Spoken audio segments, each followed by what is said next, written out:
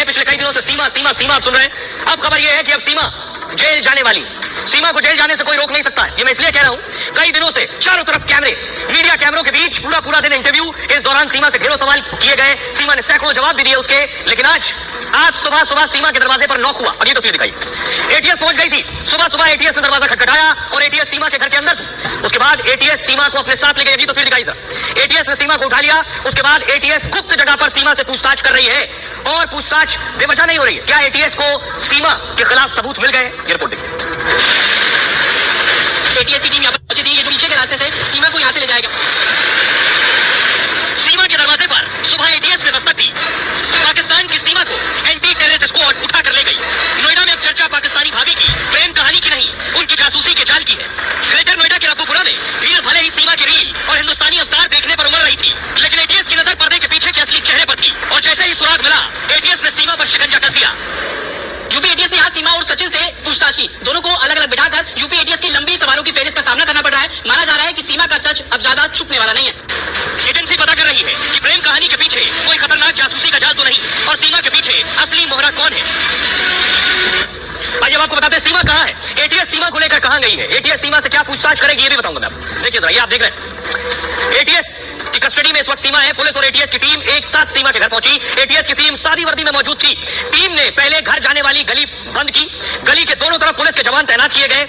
इसके बाद टीम ने सीमा हैदर को वहां से निकाला। सीमा को एटीएस की टीम अपने साथ ले गई है। सचिन और पिता नेत्रपाल को भी टीम अपने साथ ले गई है। पुलिस कमांड रूम में सीमा को पुलिस कमांड रूम में रखा गया। नोएडा में ही बताया जाता है जिस कमांड रूम में सीमा को रखा गया वहां पूछताछ हो रही है। एटीएस सीमा के हर बयान पर नजर रख रही है। सीमा का बदलता चाल ढाल एटीएस के रडार पर है। तीनों देशों में सीमा के मददगारों की तलाश हो रही है कि सीमा की मदद किसने की। एटीएस की जांच कर रही है कि सीमा किस से मदद ले रही थी, सीमा के पास कितने मोबाइल फोन, कितने मोबाइल थे, और जांच हो रही है कितने मोबाइल नंबर से। जांच हो रही है सीमा ने अपने सिम से किस से बात की है। पाकिस्तान में सीमा के पति के दावों की भी पड़ताल कर रही है एटीएस। एटीएस को सीमा के आईएसआई कनेक्शन का भी शक है। सीमा हैदर के कई एक्शन उसे संदिग्ध बनाते हैं, लेकिन एटीएस को सीमा पर शक बेवजह नहीं हुआ। सीमा पर एटीएस का शक और गहराया सीमा की हरकतों से। सीमा ने ऐसा क्या किया जो एटीएस की नजर सीमा पर थी, वो देखिए जरा। क्या कर रही थी सीमा, देख रहे हैं आप, ये सीमा की पहली तस्वीर आप देख पा रहे हैं। एटीएस अपने कंट्रोल रूम में सीमा पर नजर रखे हुए थे। पहली जो शक हुआ कि सीमा मीडिया से बातचीत कर रही थी, वो सामान्य नहीं लग रहा था एटीएस को कि मीडिया से जिस तरह से जवाब दे रही थी। सरहद पार करने वाली आखिर इतनी सहज कैसे, ये दिमाग में था एटीएस के। सहज कैसे है जबकि बॉर्डर क्रॉस करके आई अवैध तरीके से, फिर भी इतनी कंफर्टेबल। दूसरी वजह जो एटीएस के दिमाग में थी, 5वीं पास सीमा पबजी खेलने में एक्सपर्ट थी। क्या सीमा इतनी स्मार्ट कि गेम की बारीकी भी समझती थी? तीसरी वजह, गेम खेलने के लिए सीमा ने अपना नाम मारिया सेव किया था। मारिया नाम से आईडी बनाई थी गेम खेलने के लिए, सीमा के नाम से नहीं। क्यों सीमा ने गेम के लिए फर्जी नाम रखा?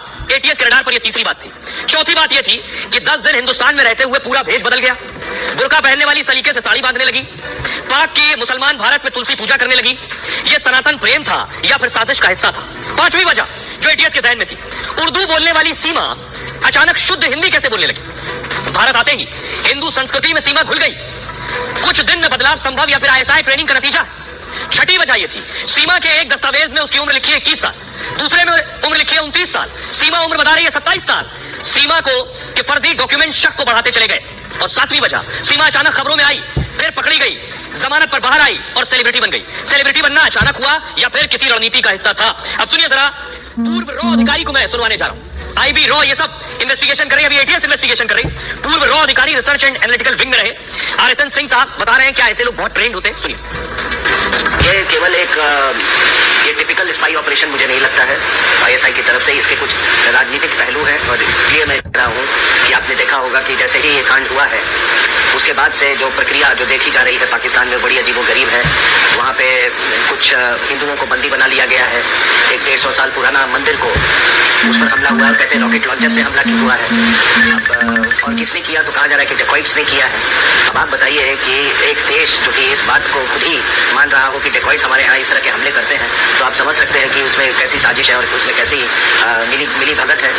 तो ये एक राजनीति से ये प्रेरित, पाकिस्तान के द्वारा राजनीति से प्रेरित ये पूरा ये कांड है। तो सीमा के पीछे अब एटीएस लग चुकी है, यानी एंटी टेररिस्ट स्क्वाड। सीमा की जांच अब एटीएस कर रही है। एटीएस क्या करती है आपको बताऊं, एटीएस कैसे काम करती है। एटीएस के शिकंजे में आने का मतलब है आप बचकर नहीं निकल सकते। ये है एटीएस, ये जो आप देख रहे हैं। एटीएस का मतलब होता है एंटी टेररिस्ट स्क्वाड। अमेरिकी स्वॉट की तर्ज पर गठन हुआ था एटीएस का। अब सीमा से ये पूछताछ कर रहे हैं।